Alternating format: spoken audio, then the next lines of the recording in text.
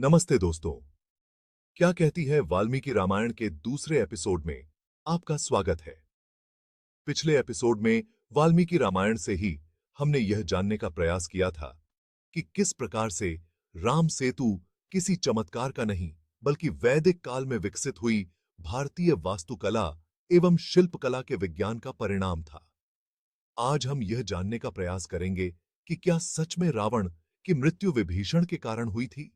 दोस्तों, हम बचपन से यह सुनते आ रहे हैं कि रावण की नाभि में अमृत था, जिसकी वजह से भगवान राम उसका वध नहीं कर पा रहे थे। इसलिए जब विभीषण ने उनको यह भेद बताया और नाभि में बाण मारने को कहा, तभी वे उसे मार पाए, वरना श्री राम में भी उसका वध करने की क्षमता नहीं थी। इस बात को सुनकर सभी वामपंथी, नास्तिक तथा सनातन विरोधी अक्सर भगवान राम पर यह आक्षेप करते हैं कि रावण उनसे अधिक वीर था और यदि विभीषण न होता तो राम उसे न मार पाते। आइए आज इसके पीछे की सच्चाई जानने का प्रयास करते हैं और जानते हैं कि क्या सच में रावण के नाभि में अमृत जैसी किसी मान्यता पर महर्षि वाल्मीकि ने अपनी कोई मुहर लगाई है या ये बाद में लगाया गया है। क्या भगवान राम को सच में रावण के वध के लिए किसी की सहायता की जरूरत थी या वे स्वयं इतने वीर योद्धा थे कि बिना किसी सहारे के खुद से रावण जैसों को मारने में सक्षम थे। क्या विभीषण सच में घर का भेदी थे जिसकी वजह से लंका ढाई गई थी, या सत्य और वेद के मार्ग पर चलने वाले महापुरुष थे जिन्होंने केवल असत्य का परित्याग किया था। आइए इसके पीछे के सत्य को जानने का प्रयास करते हैं और इसे जानने के लिए हमें चलना होगा वाल्मीकि रामायण, जो कि सभी रामायणों में प्रथम प्रमाण मानी जाती है, उसके युद्ध कांड के सर्ग 107 में। लेकिन इससे पहले आपसे अनुरोध है कि यदि चैनल को सब्सक्राइब न किया हो तो जरूर कर लें, ताकि दीपावली तक चलने वाली हमारी इस सीरीज क्या कहती है वाल्मीकि रामायण का हर एपिसोड जैसे ही प्रसारित हो, उसकी सूचना सबसे पहले आप तक YouTube के नोटिफिकेशन के माध्यम से जरूर पहुंचे। ये आई थी। तो दोस्तों, ज्यादा विलंब न करते हुए चलते हैं वाल्मीकि रामायण के 10वें सर्ग में। लेकिन उससे पहले एक महत्वपूर्ण बात जाननी चाहिए कि जब राम और रावण के बीच युद्ध होने वाला था, उस समय रावण बड़े रथ पर आसीन था, जबकि भगवान राम वनवासी के रूप में पैदल ही थे। इसे देखकर भगवान इंद्र ने अपने सारथी मातली को आदेश दिया कि वे इंद्र का रथ लेकर राम जी के पास जाएं। मातली बड़े बड़े इंद्र भगवान के अस्त्रों के साथ रथ लेकर भगवान राम के पास आए और भगवान उस पर आरूढ़ हुए। इसका वर्णन हमें सर्ग 102 में मिलता है, जहां मातली भगवान राम से कहते हैं, संपत्ति की सहस्राक्षेण ककुत्स्थ रथोयम विजयायते दत्तस्तव महासत्व श्रीमान शत्रु निबर्हण।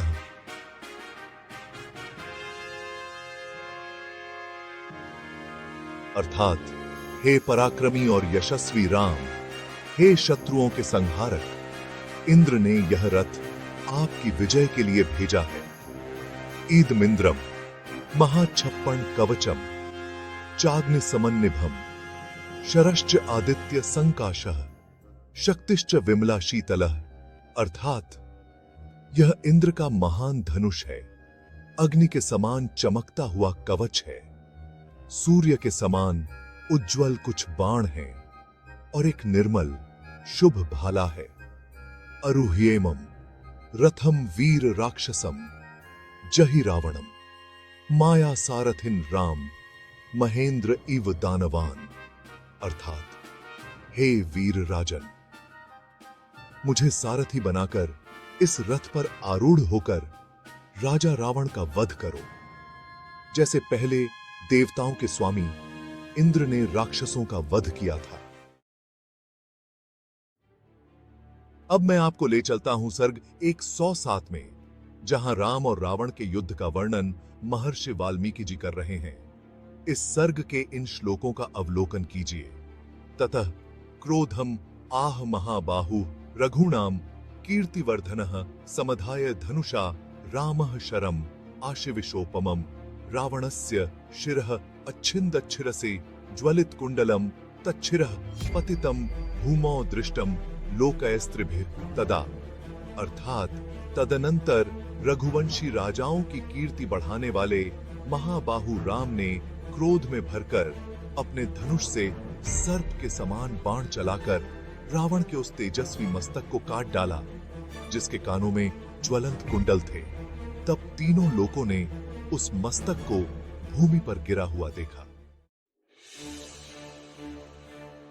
तस्यैव सदृशं चान्यत् रावणस्य उत्थितं शिरः तत् क्षिप्तं क्षिप्रहस्तेन रामेण क्षिप्रकारिणा, अर्थात रावण के कंधे पर उसी सिर के समान एक और सिर उभरा। उस दूसरे सिर को भी राम ने काट डाला क्योंकि उनके हाथ बहुत तेज थे और वे बहुत तीव्र गति से काम कर रहे थे। द्वितीयं रावणस्य शिरः छिन्नं शायकैः छिन्नमात्रं च तच्छिरः पुनरपि प्रादुरस्यत्, अर्थात उस युद्ध में रावण का दूसरा सिर बाणों से कट गया था। उस सिर के कटने के तुरंत बाद वह फिर से प्रकट हो गया। तदप्यशनी सारमैश्चिन्नम रामस्य सायकैः एवमेव शतम छिन्नम शिरसाम तुल्य वर्चसाम, अर्थात राम ने वज्र के समान बाणों से रावण का सिर भी काट डाला। इसी प्रकार रावण के समान तेज वाले 100 सिर भी राम ने काट डाले। अब मुख्य बात का वर्णन सर्ग 108 में आता है। इस प्रकार है।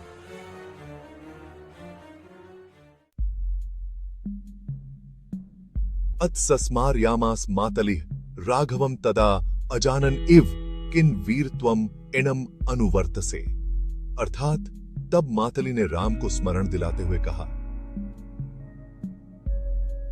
हे वीर, आप रावण से युद्ध क्यों कर रहे हैं? मानो आपको पता ही नहीं है कि उसका अंत कैसे करना है। विसृजास्मय वधाय त्वम अस्त्रम पितामहम प्रभो विनाश कालः सत्यो यह सुरैः सोद्य वर्तते, अर्थात हे प्रभु, आप सृष्टि के स्वामी ब्रह्मा की अध्यक्षता में एक रहस्यमयी अस्त्र यानी ब्रह्मास्त्र का प्रयोग कर सकते हैं। जैसा कि देवताओं ने कहा है, अब रावण के विनाश का समय आ गया है।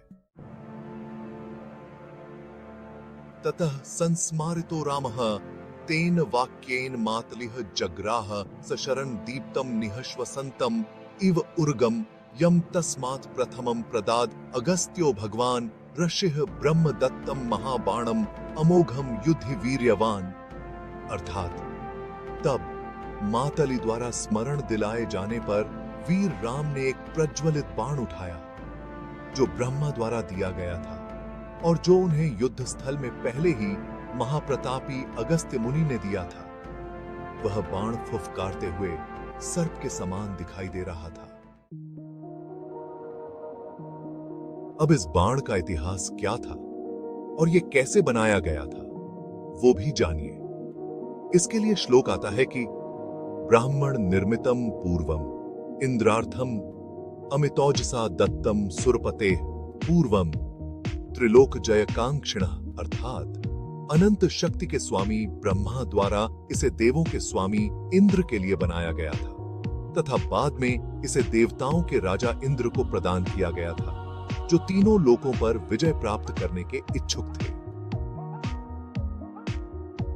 यस्य वाजेषु पवन फले पावक भास्करो शरीरमाकाशमयम गौरवे मेरुमंद्रो, अर्थात इसके पंखों में वायु स्थित थी, इसके अंतिम बिंदु में अग्नि और सूर्य थे, इसके भारीपन में मेरु और मंदराचल पर्वत थे, इसका शाफ्ट आकाश से बना था। जाज्वल्यमानम वपुषा सुपुंखम हेमभूषितम तेजसा सर्वभूतानाम कृतम भास्कर वर्चसम, अर्थात वह बाण सुवर्ण से विभूषित उत्तम बाण से युक्त था जिसका शरीर चमक रहा था। वह समस्त तत्वों की शक्ति तथा सूर्य की प्रकाश देने वाली शक्ति से बना था। साधुमिव कालाग्निम दीप्तम शिविशोपमम नरनागाश्व वृंदानाम भेदानम क्षिगुणम, अर्थात यह विश्व प्रलय के समय की आग की तरह प्रज्वलित था, धुएं से घिरा हुआ था और विषैले सांप की तरह दिख रहा था। यह तीव्र गति से कार्य करने वाला तथा मनुष्यों, हाथियों, और घोड़ों के समूह को चीर देने में सक्षम था। इस प्रकार हम देखते हैं कि वह बाण भी कोई चमत्कार नहीं, बल्कि किसी वैज्ञानिक तकनीक द्वारा बनाया गया था, जिसका अलंकृत निरूपण यहाँ महर्षि वाल्मीकि जी कर रहे हैं। लेकिन जो आयुर्वेद और धनुर्वेद के ज्ञाता हैं, वे इस अलंकृत भाषा को समझ सकते हैं और इसका सही अर्थ जान सकते हैं। स रावणाय संक्रुद्धो भृष्मायम्य कार्मुकम चिकेके परमाय ततः शरण मर्म विदारणम, अर्थात इससे क्रोधित होकर राम ने अपने धनुष को अच्छी तरह खींचकर तथा एकाग्र चित्त होकर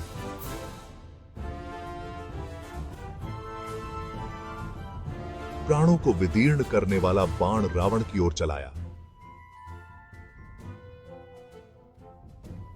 वज्र इव दुर्धर्षो वज्री बाहु विसर्जितः कृतांत इव चावार्यो न्यपतद्रवणोरसी, अर्थात वह बाण जो इंद्र की भुजाओं से छोड़े गए वज्र के समान अमोघ था तथा मृत्यु के देवता यम के समान दुर्जय था, रावण की छाती पर लगा। सविश्रष्टो महावेग शरीरांतकरः शरः छेदेद हृदयम तस्य रावणस्य दुरात्मनः, अर्थात वह बाण बड़े वेग से छोड़ा गया और शरीर को नष्ट करने में समर्थ था और उसने दुष्ट बुद्धि रावण का हृदय फाड़ डाला। रुधिरक्तः सवेगेन शरीरांतकरः शरः रावणस्य हरण प्राणान विवेश धरणीतलम, अर्थात वह बाण जो शरीर को मृत्यु देने में समर्थ था, रावण के प्राण हरने के बाद तथा रक्त से अभिषिक्त होकर पृथ्वी में जा लगा। श्रो रावणम हत्वा रुधिरार्लकृते छवि कृतकर्मा निभृतवत् स्वतुन्यम पुनर्विष्ट, अर्थात रावण को मारकर तथा अपना कार्य पूर्ण करके रक्त से सना हुआ वह बाण चुपचाप अपने तरकश में पुनः प्रवेश कर गया। तस्य हस्तद्धतस्याशु कार्मुकम च ससायकम विपापात सह प्राणयर्बृश्यमानस्य जीवितात आई, अर्थात प्राण से वियोग में मारे गए रावण के हाथों से उसका धनुष उसके बाणों सहित उसी समय गिर पड़ा और उसके प्राण निकल गए।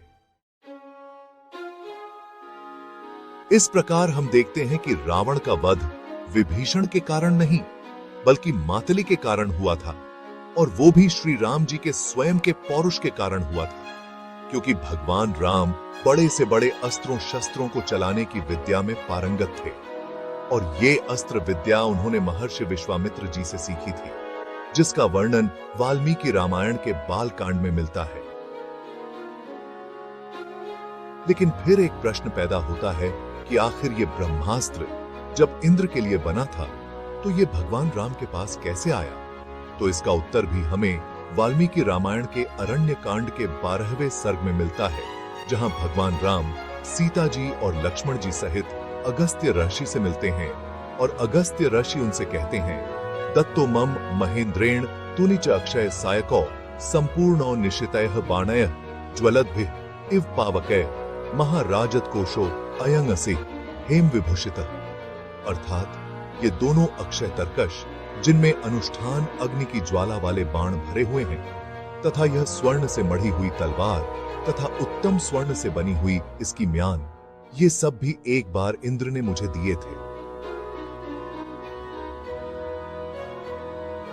धनुः तो देती हम बंती की तुनी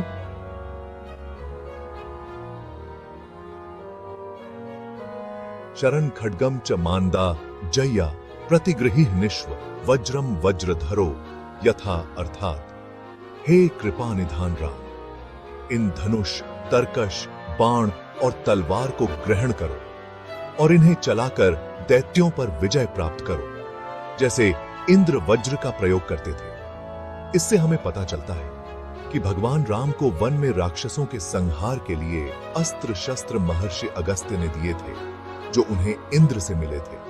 अर्थात हम ये कह सकते हैं कि ब्रह्मास्त्र भी उनको अगस्त्य ऋषि ने ही दिया होगा।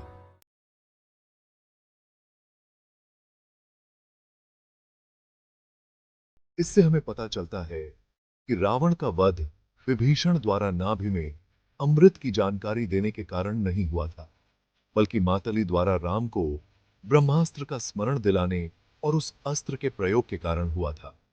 राम स्वयं इतने वीर थे कि वे बिना किसी सहायता के रावण का वध कर सकते थे। वाल्मीकि रामायण के अनुसार रावण के वध में वैज्ञानिक तकनीकों का उपयोग हुआ था, न कि चमत्कारों जैसे अंधविश्वास का।